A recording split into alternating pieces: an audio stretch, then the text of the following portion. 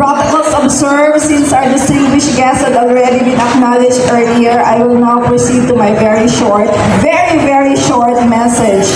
I would like to thank OCC Sir Nas Monjing for inviting me here this morning sa atong celebration sa World Hijab Day. Naulaw kay ko, di nagalingon ako mo saka kay pagtanaw na ako hala ka mga gwapa man ani nila. Ako di kay ko kapalumubutang sa hijab na. Pero anyways, okay na ba? Okay na lang.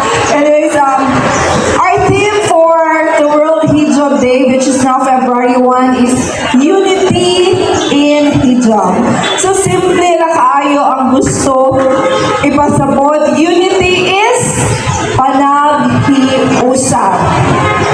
Whether you come from another religion, you come from another culture, from any walk of life, kita dapat magkahiusap. And nalipay kaayo ko sa Iligan under the leadership of Mayor Frederick Xiao, Vice Mayor Rekwek Uy, and the 19th Council. Kay sukat pa sa paglingkod ni Mayor Xiao, makita gid nato ang unity sa tulo ka kultura sa syudad sa Iligan.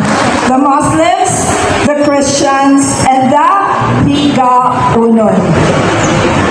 Ang purpose sa atong hijab is para mapakita sa mga tao that as women of Iligan City, we are modest. Diba, ma'am? Nga atong ipakita nga maski unsa man ang atong kultura, as always, we should remember that we are all beautiful Iliganos. Whether you're a Muslim, you're a Christian, or you are a Higa-unon. And being a city councilor of the city of Iligan, I would like to rest assure you that my support will always be for the constituents of Iligan City. And with that,